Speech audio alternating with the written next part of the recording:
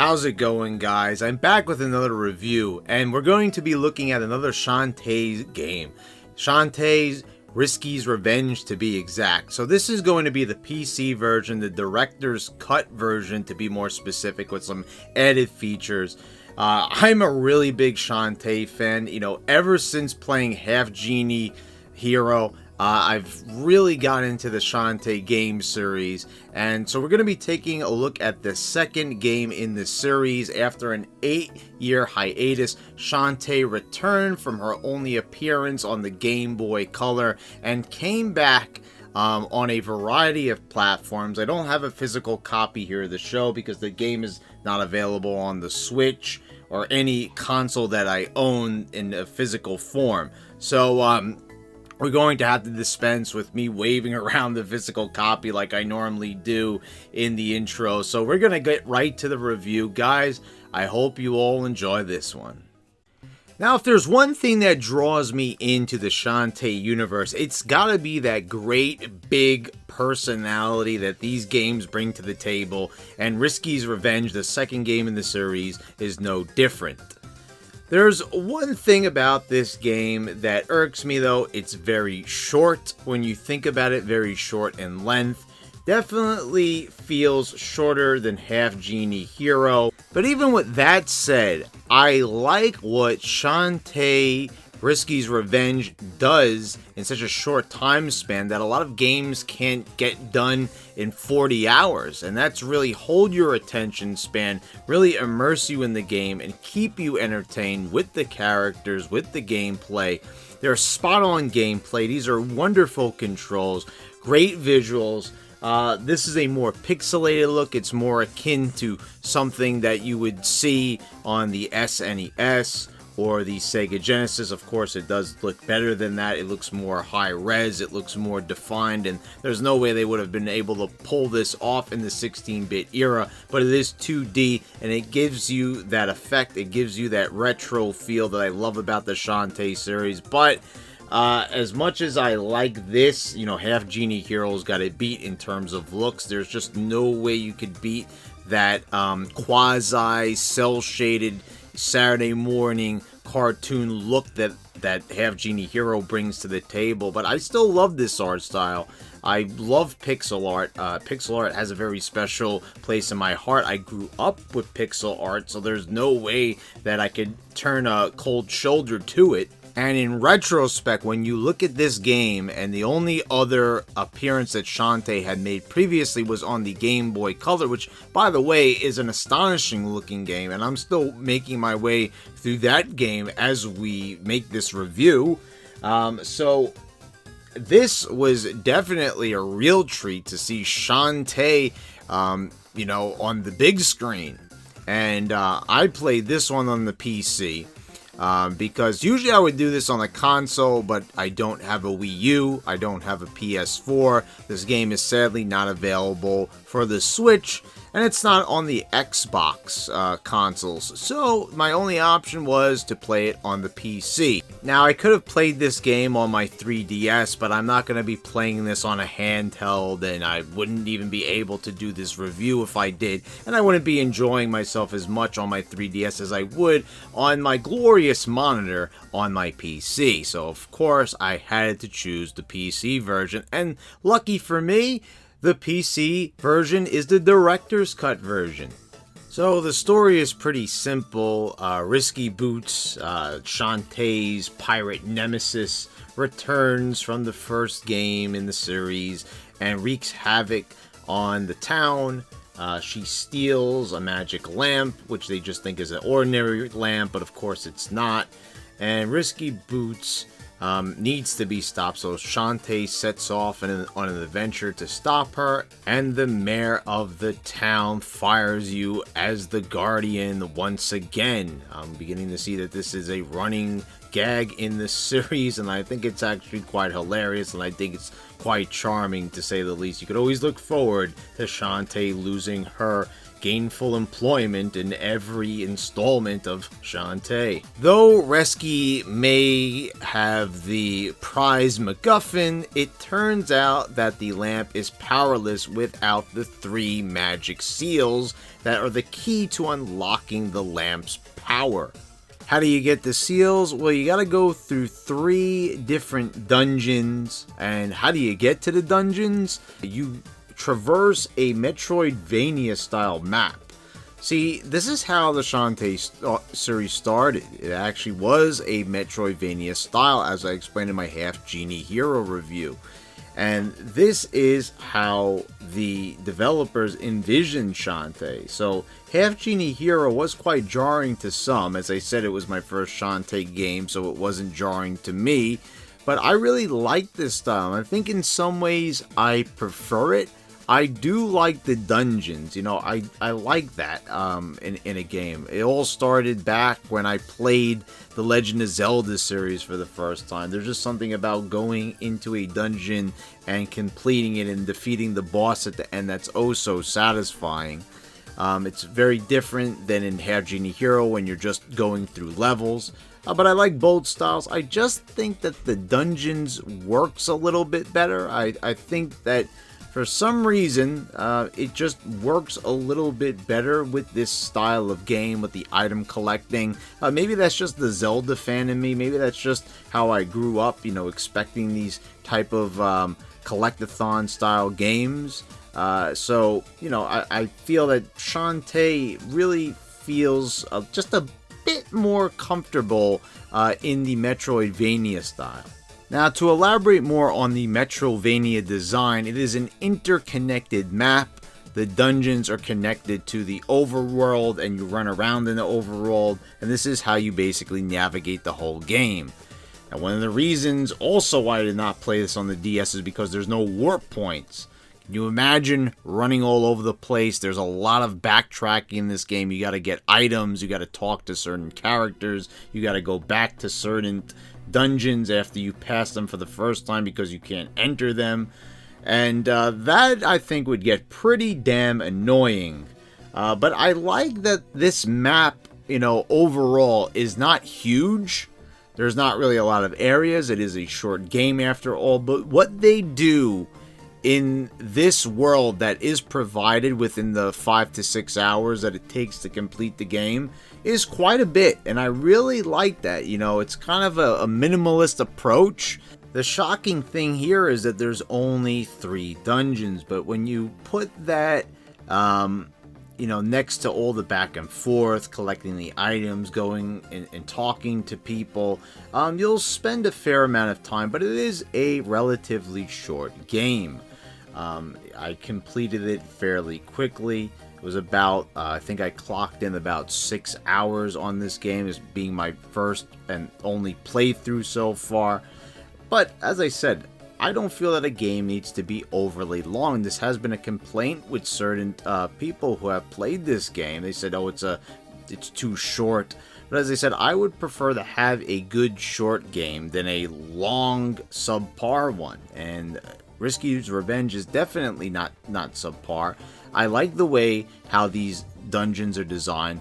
The only thing is the second dungeon does come across a little disappointing in the fact that all it is just a gauntlet. You know, you go from room to room and you fight a bunch of enemies until they're all cleared out, and then you move on to the next room, and you keep doing this for 10 floors straight. And this is kind of a cheap way of obtaining one of the seals. I feel like if they were going to do this, they should have at least thrown in an extra dungeon.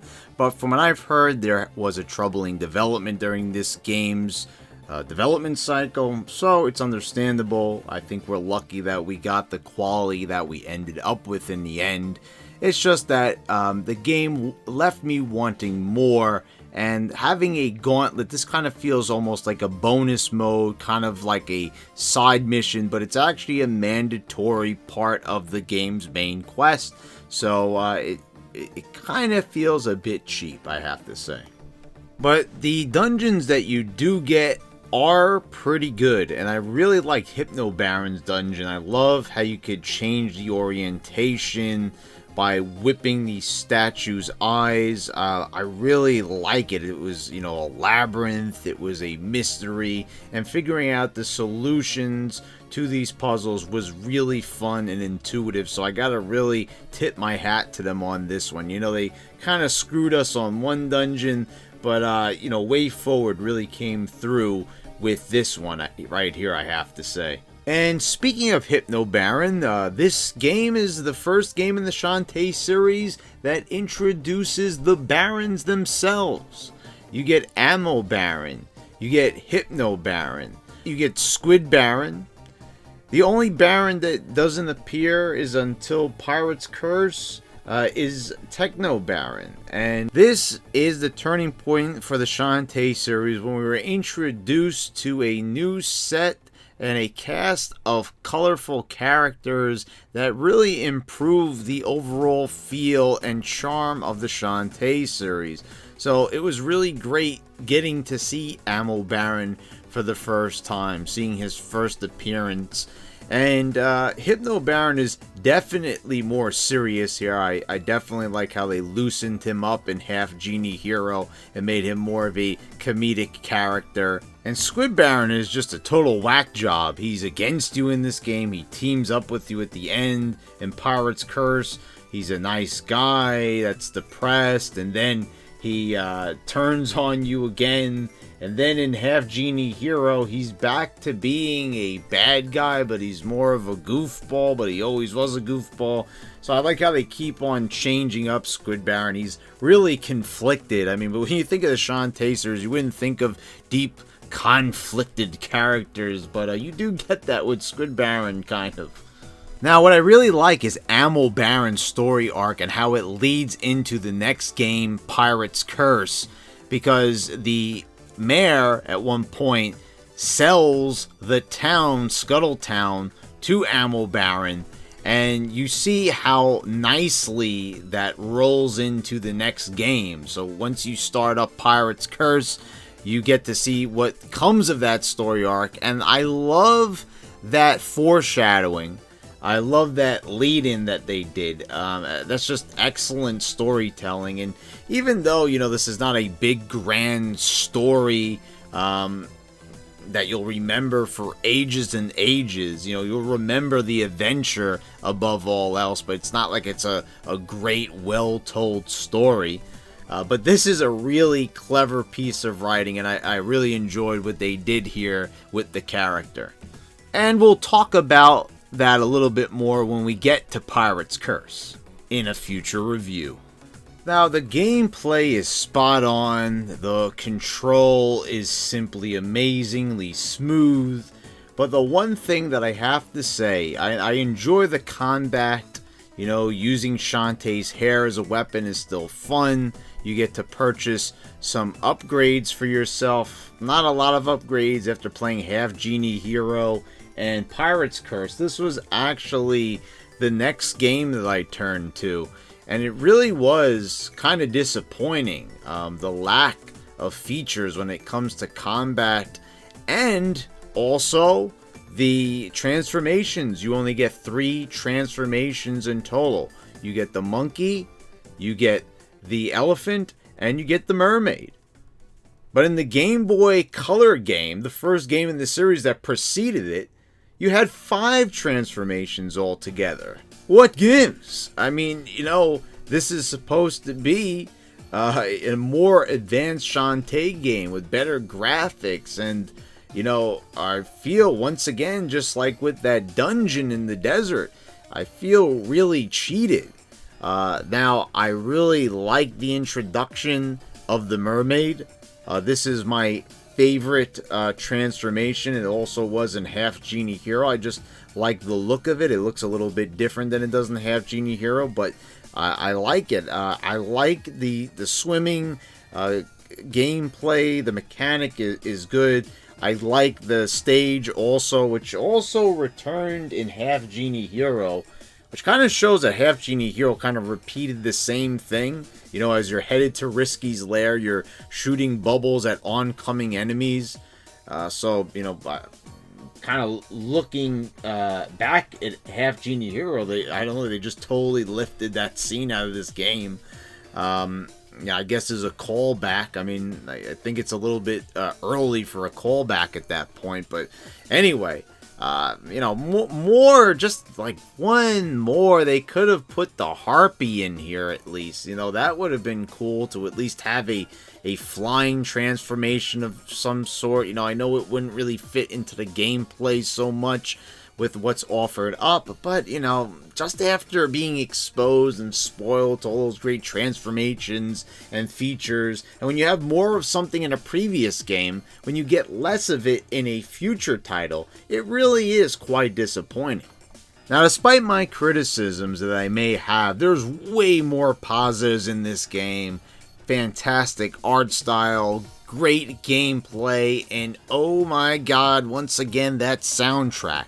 If there's one thing that just, you know, is amazing about Shantae to me, and there's many things that's amazing about this game series, it's that damn soundtrack. So much catchiness from Jake Kaufman, an absolute wizard when it comes to making a masterful sounding soundtrack.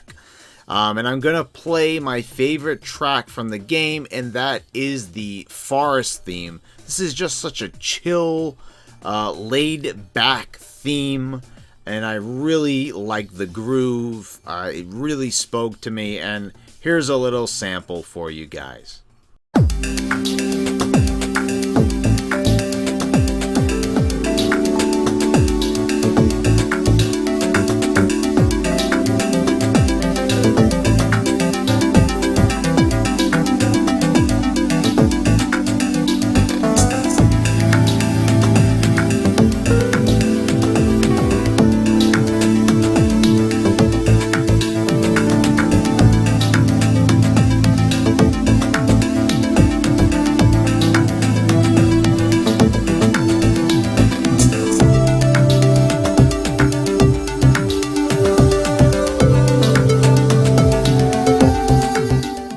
Well guys, that just about does it for this review. I hope you guys all enjoyed it.